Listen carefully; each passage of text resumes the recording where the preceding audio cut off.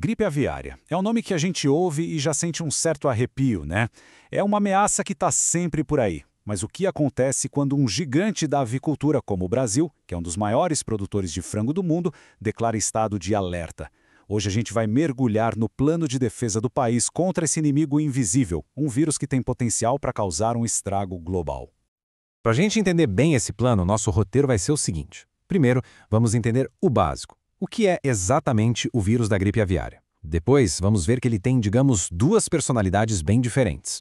A partir daí, a gente explora o sistema de alerta do Brasil, descobre o que acontece quando o alarme soa e, por fim, entende por que a resposta brasileira a um surto é, na verdade, um assunto que interessa ao mundo todo.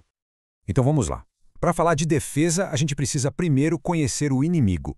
O que é, afinal, o vírus da influenza aviária?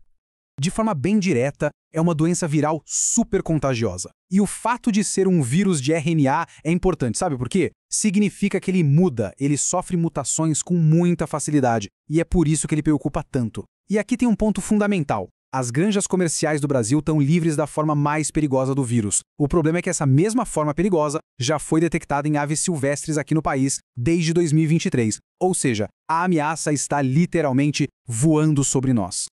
E o alcance desse vírus, olha, é impressionante. Ele não afeta só galinhas, aves silvestres, perus e até mamíferos podem pegar. E os grandes transportadores dessa história toda são as aves aquáticas migratórias, tipo patos e gansos. Elas funcionam como reservatórios naturais, carregando o vírus por milhares de quilômetros de um continente para o outro. Se a gente soma isso à facilidade de transmissão que acontece por fezes, secreções, até pela água, dá para entender o tamanho do desafio. Mas aqui vem um detalhe crucial. Nem toda gripe aviária é igual. O vírus tem duas faces, e uma delas é bem mais assustadora que a outra. E é essa a diferença que define toda a estratégia de combate. É o seguinte, os cientistas classificam o vírus com base em duas proteínas que ele tem na superfície, a H e a N. Pensa nelas como as chaves que o vírus usa para invadir as células. Existem muitas combinações de H e N, mas, historicamente, só os subtipos H5 e H7 se mostraram capazes de evoluir para a forma mais letal da doença, a chamada influenza aviária de alta patogenicidade. E a diferença entre as duas formas é brutal. A versão de alta patogenicidade, a IAAP, é devastadora. Ela causa uma mortalidade altíssima e muito rápida. Já a de baixa patogenicidade, a IAAPB, é mais sutil. Às vezes, os sintomas são só uma tosse, um espirro, uma pequena queda na produção de ovos. Ela pode até passar despercebida, principalmente em aves selvagens. Certo. Diante dessa ameaça de duas faces, como um gigante avícola como o Brasil se protege? A resposta está em uma sigla. PNSA, o Programa Nacional de Sanidade Avícola. Pensa nele como um escudo, um sistema de defesa nacional focado em detectar o perigo o mais cedo possível. Os objetivos do programa são bem diretos. Primeiro, velocidade. É preciso achar qualquer sinal do vírus o mais rápido possível. Segundo, confiança. É fundamental garantir para os parceiros comerciais do mundo todo que a produção brasileira é segura. Isso vale bilhões de dólares em exportação. E terceiro, inteligência. Monitorar as versões do vírus que circulam para antecipar problemas. E aqui está o pulo do gato da estratégia. Em vez de sair procurando a agulha no palheiro, ou seja, o vírus específico da gripe aviária, as autoridades focam em um conjunto de sintomas, a chamada Síndrome Respiratória e Nervosa, ou SRN. Qualquer sinal dessa síndrome já é motivo para disparar um alerta e começar uma investigação na hora.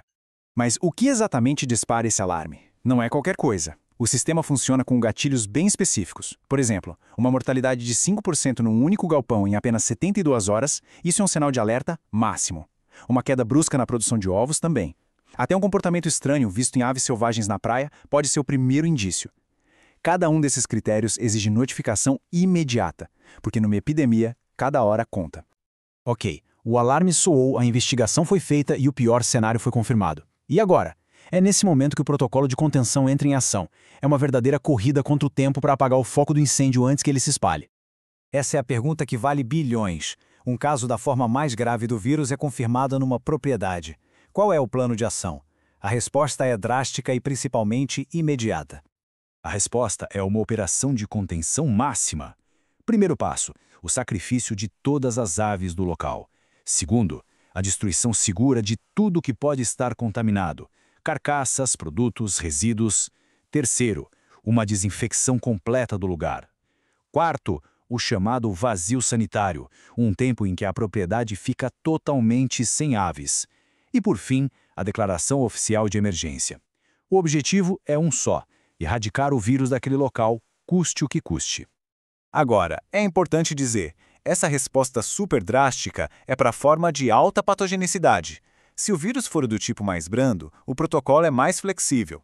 Aí as autoridades fazem uma análise de risco para decidir o que fazer, e nem sempre é preciso sacrificar todos os animais. Bom, até agora a gente falou sobre o plano dentro do Brasil. Mas vamos ampliar um pouco o foco. Por que um plano de contenção de um país aqui na América do Sul tem um impacto global? A própria documentação oficial do governo usa uma expressão que diz tudo: perdas incalculáveis.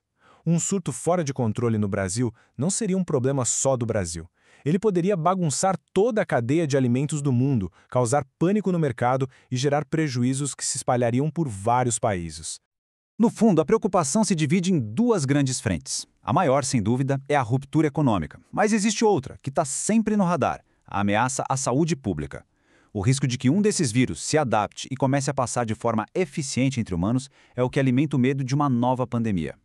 No fim das contas, a gente vê que a vigilância e a resposta rápida são as armas mais poderosas. Mas todo esse plano deixa uma questão no ar, né? Como a gente se defende de um inimigo que viaja de carona com aves migratórias que não respeitam fronteiras? Fica bem claro que a defesa contra a gripe aviária não é só uma batalha nacional, é um esforço de vigilância e cooperação que precisa ser global e constante.